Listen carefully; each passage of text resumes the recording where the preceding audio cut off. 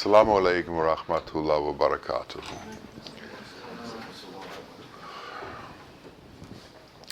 When Allah created the world and all of the creatures within it and everything else, He also wanted to create a being that could know Him and that He could know. A being at the pinnacle of His creation. And this being was man. He created man so that man could know the reality of Allah. And He created man in His own image. Since Allah has no image, since Allah is without form, He gave man the ability to have the qualities that are Allah. And He gave man the ability to transcend this world and to enter into the sphere of godliness. So here we are in this world, which is a temporary manifestation, where we're here for a while and then we go on.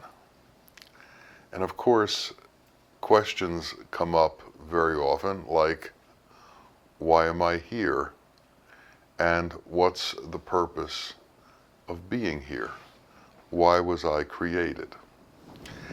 And the reason we don't know the answers to these questions is because we haven't reached true humanity yet. We haven't become true human beings yet. If we have become true human beings, we would know why we were here. But since we aren't, we are in the process of becoming. So, Sufism is about becoming. Sufism is not a philosophy. Sufism is a state of being. And we have to begin to understand what that state of being is and how to become that. But of course, in order to even begin the path, we have to set an intention.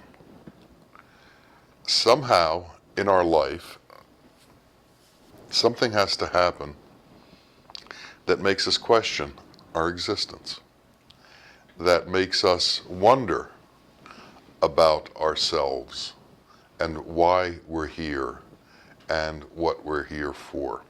If we don't enter into this realm of questioning about ourselves, questioning about who we are, we become robotic. And much of the world is like that. Much of the world is robotic. Basically, people react to their external stimuli, and that's the extent of their life. Very similar to an animal. A little more complex because language is involved and certain skills are involved, but animals react to their stimuli. Animals, when it rains, find shelter. When they are hungry, they go and feed.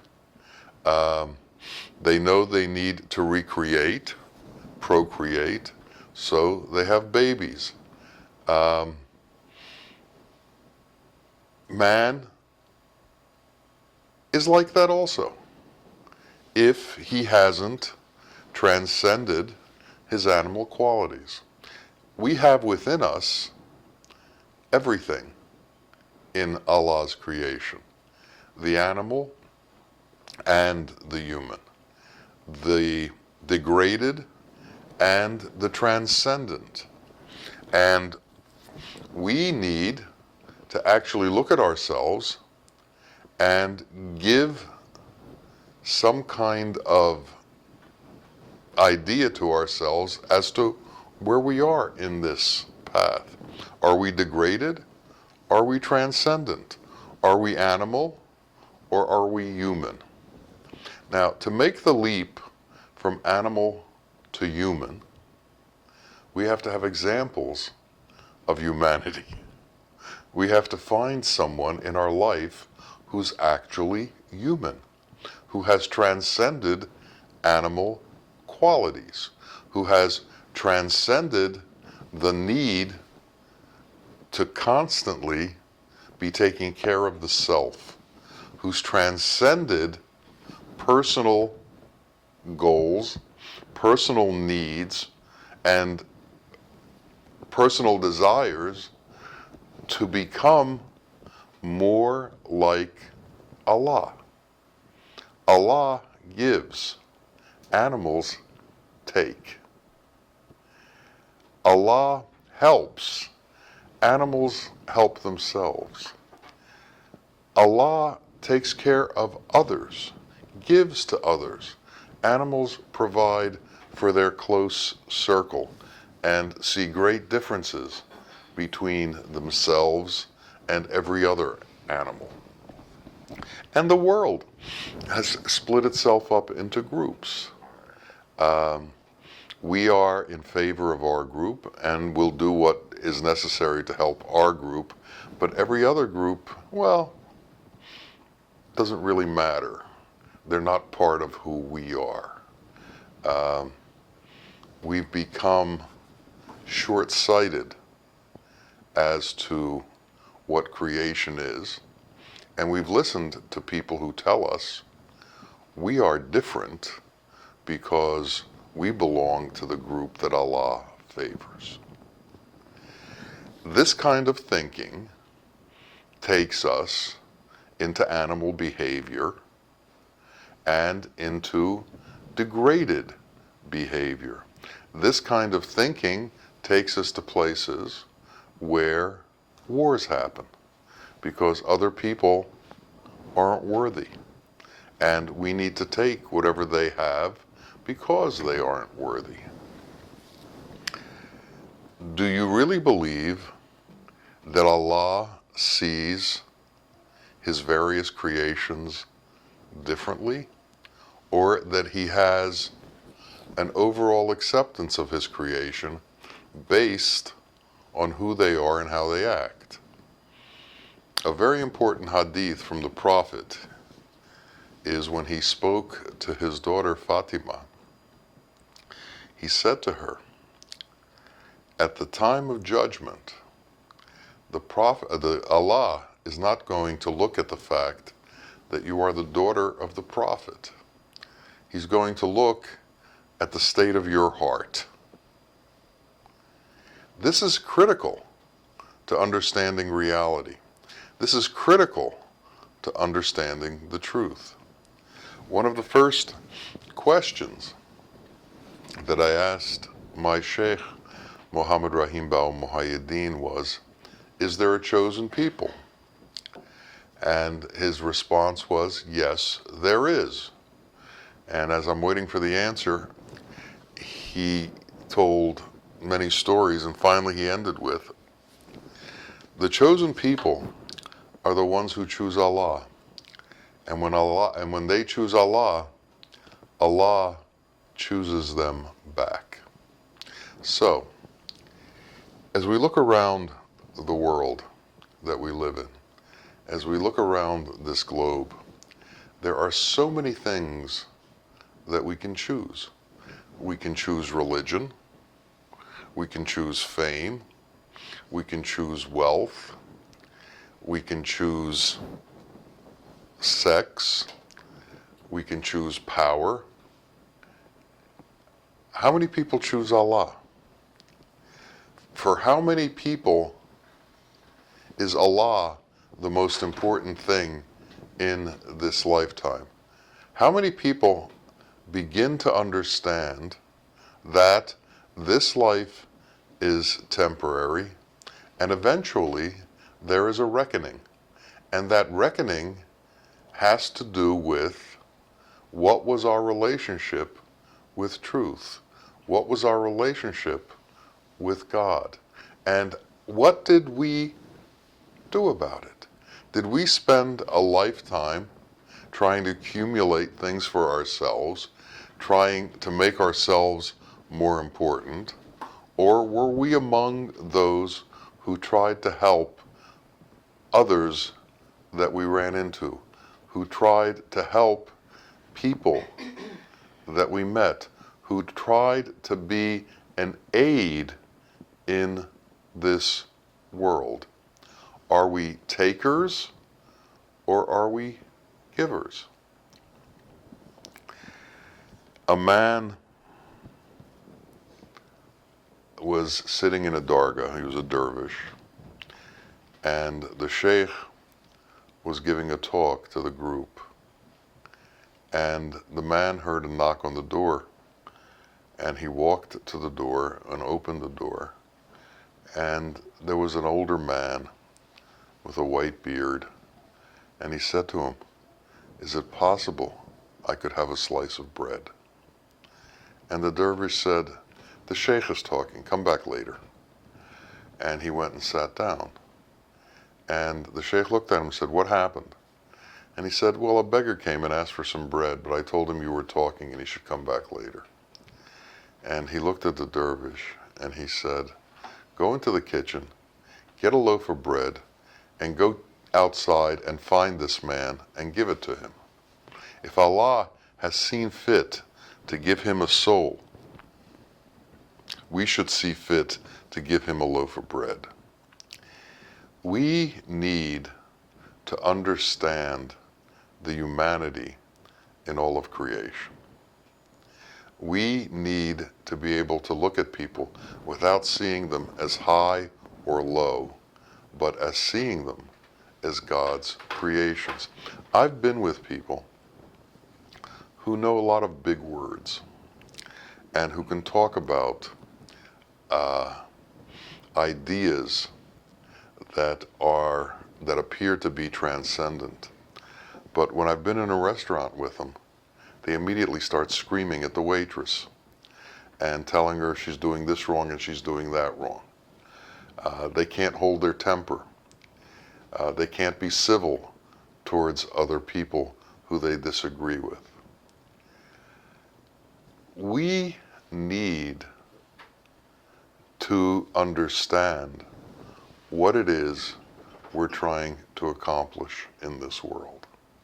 And to do that, we have to have some kind of concept as to what it is we want to do. We have to set an intention for our lives.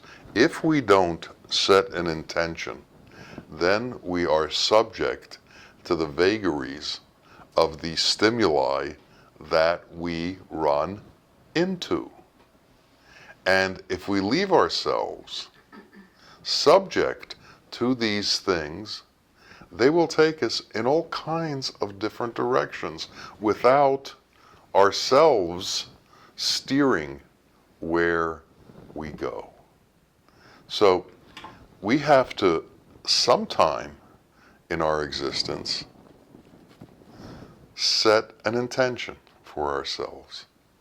And then we have to look for ways to resolve that intention. We have to find how it is that we can bring ourselves to truth. First, we set the intention that we want to find truth, and then we have to begin to look for truth. Because setting the intention without active effort to try and fulfill your intention is not an intention at all. It's just a fleeting thought. And we have lots of fleeting thoughts all the time. The mind is constantly giving us fleeting thoughts. But what we need is to develop some kind of discipline to follow that which is appropriate for us. And if we can't figure out what's appropriate for us, we have to find somebody who knows what's appropriate for us. And we have to listen to them, take their advice, and follow what they have to tell us. At the time that my sheikh was alive, people came before him constantly. Some stayed and some left. More left than stayed. What was the difference between the ones who left and the ones who stayed? The ones who stayed had set an intention that they wanted to know more about the truth, and they had found a spot where they could learn about it, and it became part of their makeup that they understood this. And that's what happened to me. I had been looking to try and find what was really going on in this world and find somebody who told the truth my whole life. And until I met Bawa, I never met such a person. And when I met him, it was like a relief to my being, because now I knew that this actually existed, and there was a possibility that I could begin to understand existence, understand the reason for existence, and begin to find out why I was here and what was my purpose. The ones who left were more interested in discussing things. They were more interested in talking about reality than becoming reality. And this is the nature of the world. People want to discuss things. They don't want to put in the effort to become something. To become takes great effort, great discipline, and great determination. And we have to establish that determination and that effort and that discipline. It has to become part of us. And if it doesn't become part of us, we are just going to continue to move on. We won't find a home. It'll be much easier to talk about than to be. The ones who know don't talk. The ones who don't know talk all the time. And they continue to talk and talk and talk. Why? Because they can't do. They don't know how to do. They haven't released themselves from themselves. If we are under the influence of our lower self, then all that we are interested in is somehow satisfying our sensual pleasures. And if we are stuck in that place of satisfying our sensual pleasures, there is no movement in our life. We will stay the same from birth to death. There was an old, they used to have ads on television about smoking marijuana. And one of them was, they were interviewing somebody, and they asked him what he thought about marijuana. And he said, oh, it's not addictive, and it hasn't harmed me at all. And they asked him, well, what are you doing now? He said, well, I'm living in my mother's basement. And this is the reality of putting yourself into a state of torpor. This is the reality of adding layers of confusion to your already confused mind. Bawa used to call it torpor. There are all kinds of addictions out there that puts us in states of torpor. And while we're in torpor, one, we can't find our way out, and two, we think it's normal, and we think it's okay for us, and it's somehow is a positive state. We have to clean ourselves of addictions, but not just addictions to substances. We have to clean ourselves of addiction to differences. We have to clean ourselves of addictions to racism. We have to clean ourselves of addictions to the superiority that we feel for our own race as opposed to other race. We have to clean ourselves of the addictions that we feel for our own religion as opposed to other religions. What happens if we come from a country that's homogeneous, where everybody is the same, it's very easy to begin to believe that we are somehow better. And if we don't travel, we never get an opportunity to see that there are other ways to live that sometimes are much better than anything we can conceive of or anything else we've seen in our own country. This country gives you an opportunity to see a wide range of attitudes and a wide range of religions and a wide range of ways to be. Satan in America doesn't hide. He comes out in the open and he walks down the street and he says, "I'm Satan, come with me." In other countries, if he would do that, people would kill him. But Satan's smart, so he doesn't do that. He dresses in the robes of clerics and he says, "I am the truth. Come with me. Look at the way I'm dressed. Look at the religion that I'm in.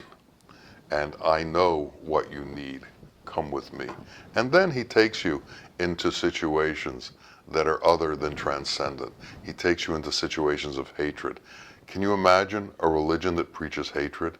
He takes you into situations of allowing you to kill others in the name of Allah. Imagine allowing you to kill others in the name of Allah. This is what happens when we allow the external stimuli of the world to affect us and we don't look internally for the truth.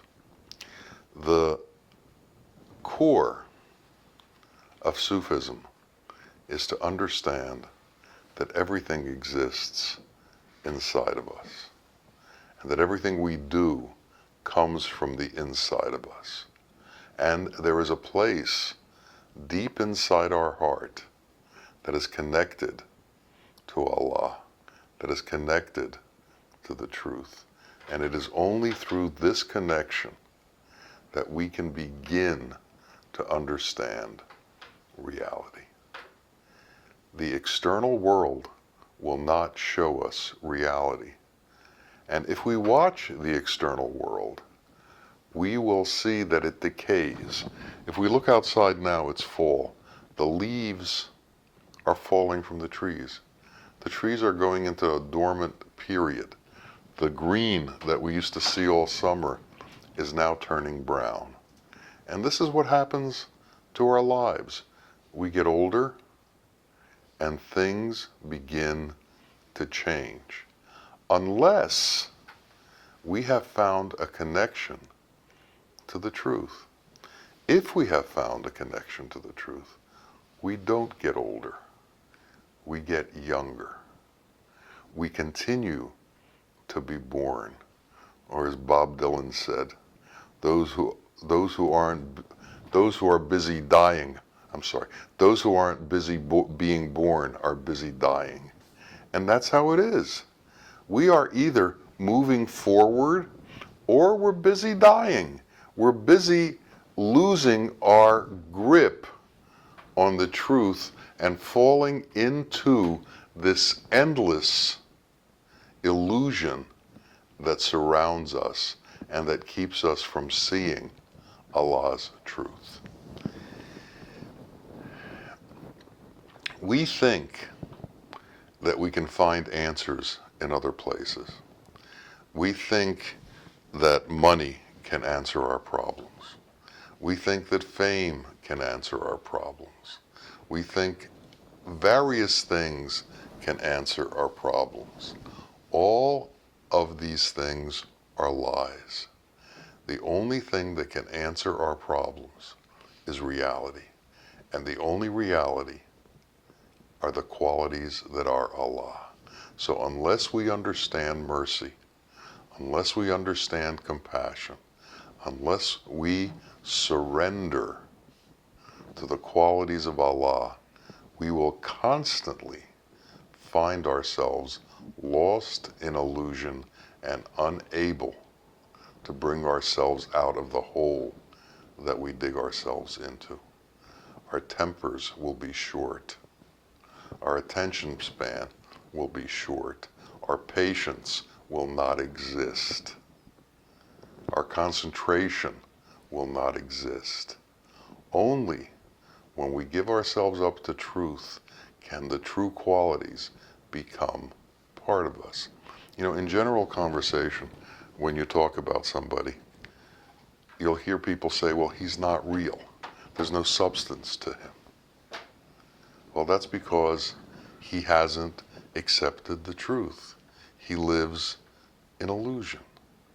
If we want to become people of substance, people who are transcendent, people who grow and continue to become more, we have to be able to become closer to Allah. And what does it mean to surrender to Allah? It means to give up the qualities that aren't Allah and to take on the qualities that are.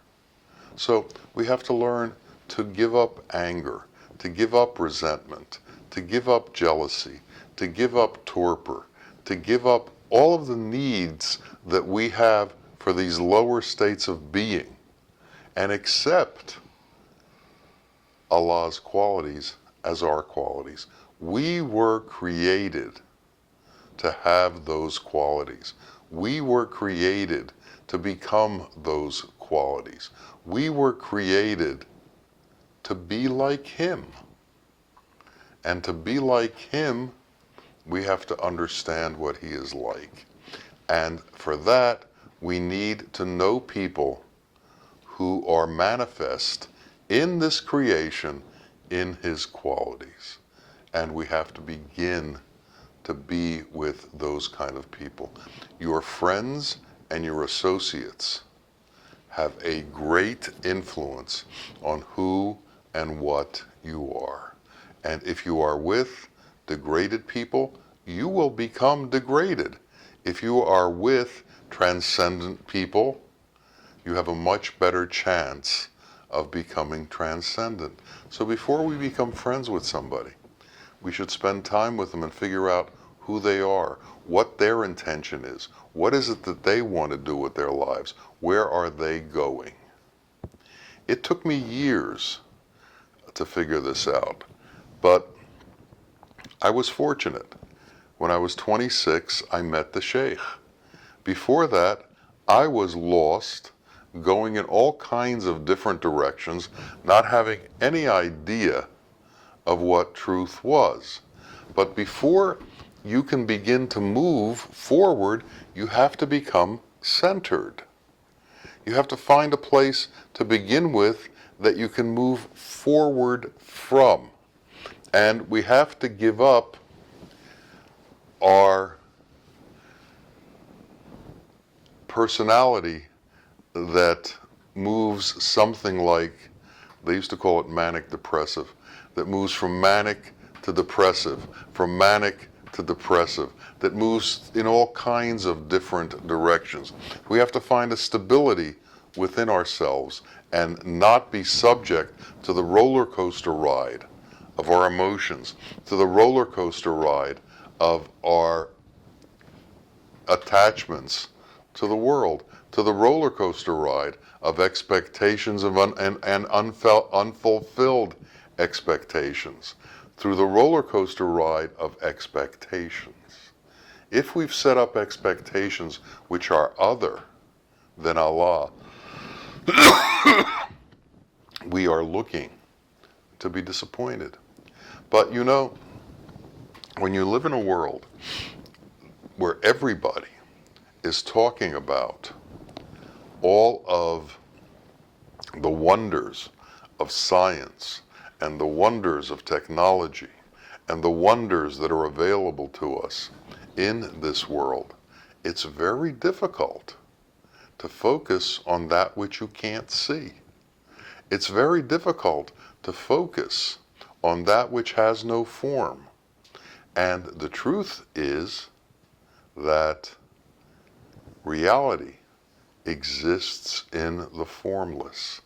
And until we can find a place in ourselves that spends time in the formless, we are going to be attracted to the magnetisms of form, to the hypnotisms of form. And they're going to keep us in their clutches and keep us chasing the world. There's nothing to catch in the world. It's ephemeral. When you get to it and you think you've got it, it slips through your hands. And time, which is the skin of this world, the skin of illusion, will destroy you while you're chasing. So stop chasing. You're already there. Stop looking for something that's already in front of you. Stop trying to open doors that are already open. We are here, and we are with Him. And whether we acknowledge it or not, that is our reality. So let's begin to try and understand our relationship with our Creator. Let's begin to try and know His kindness and His love for us. And let's learn how to start that kindness and that love generating from our own being. It begins in the home. There has to be a kindness between ourselves and our children and our parents and our spouses and our friends. We have to learn not to be harsh in words, but to be kind in the way we express ourselves to each other, to be gentle in our moods, and to be accepting as to the difficulties of other, and as opposed to being critical, become an assist to them. If our sheikh had been critical of the way that we were, it would have been hopeless for us. But he wasn't. He took us with all our faults and all our difficulties and said, I love you. I will always love you. God loves you. God will always love you. Well, let's return that favor. I love you.